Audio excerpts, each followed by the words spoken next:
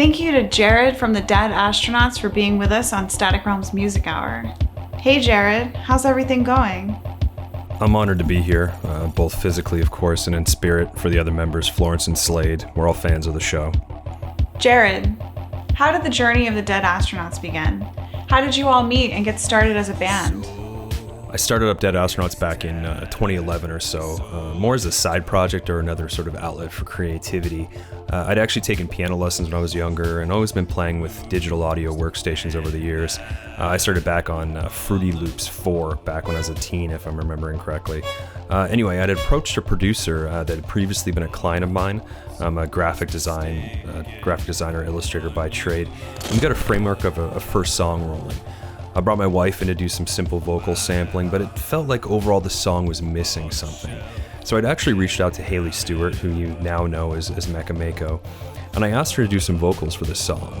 I loved what she actually did so much, I asked her to be part of the band shortly after.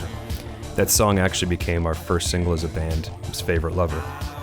Unfortunately, things didn't pan out with the producer after that, so Haley offered to actually take over productions. We had released 2 albums and 2 EPs under that structure, as well as a dozen collaborations with artists such as Perturbator, for example. Shortly after our second album, though, Haley decided to pursue her own path, and we decided to part ways. But we still remain friends to this day, even collaborating on our newest single release where she did a remix for us. Anyway, Haley left, and so I approached Slade Templeton, who up to that point had actually mastered multiple of our releases, and even provided backing guitar for close to half of our Arms of Night album. And just all around was a great guy to work with. He's just a big fucking teddy bear. Now at this point, I think the dynamic of the vocal structure had caught on with our fans, and I didn't want to lose that, but I also didn't want to bastardize it, so it was important to find the right female vocalist, but different from Haley. I wanted to keep what she had done for Dead Astronauts as unique to honor the massive role she'd played in the band. So we tried a few different vocalists and just couldn't land on the right combo of sound. Some incredible talent, but none that felt right. And I remember having this one single song from a band called Glitbiter. It was called See You in the Trees, and loved what they had done. I got to find out a band was just Florence on her own, just killing it. So I reached out to her, and shortly later we had 3 tracks done, full vocals, one of which was fully led by Florence, and it felt right. And then later on, Florence accepted my offer to join the band.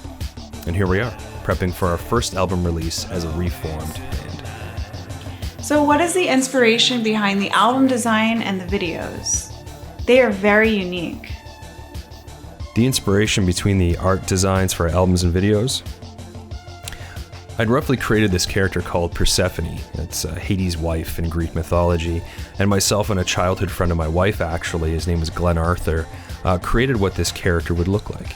She became our mascot of sorts, and even served as the inspiration for a side project called the Dead Astronauts Project that comprised of 20 plus visual artists from around the world.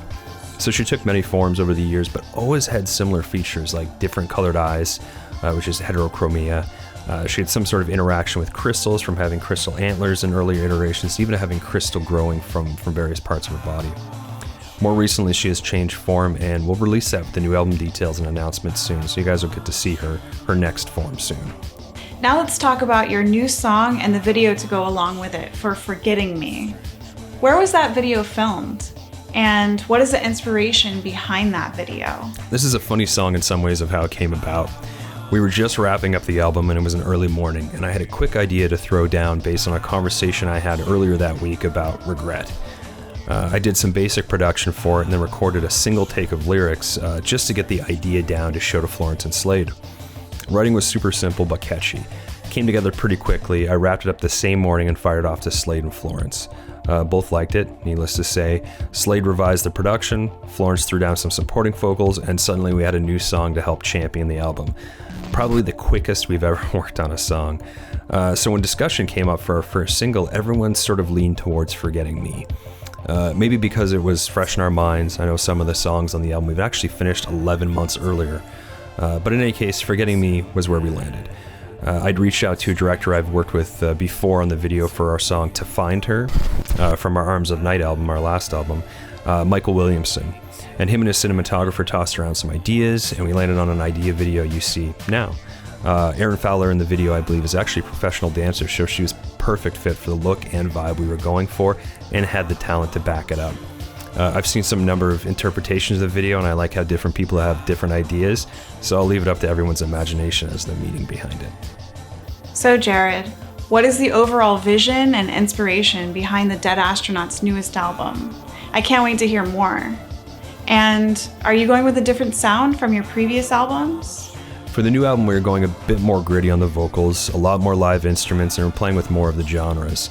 I think some of the themes carry over from previous albums, but I think this new album's Silhouettes is a bit darker in theme, a bit more serious, a bit more grown up maybe.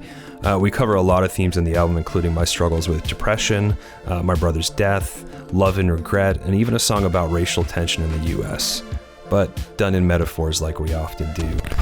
We've always tried to say something with our music, but I think this album is the first time we've really gotten a lot of it out there into the open. Genre-wise, I think it's along the lines of what you'd come to expect from Dead Astronauts, but we have some songs that are very clear-cut genre-wise, anywhere from post-punk to darkwave to even some synthwave-inspired tracks. We're super excited to announce full details soon, and I'm excited to hear what everyone thinks come January next year. Thank you so much to Jared from the band Dead Astronauts for being with us on the show. Now here's the video for their newest song, Forgetting Me.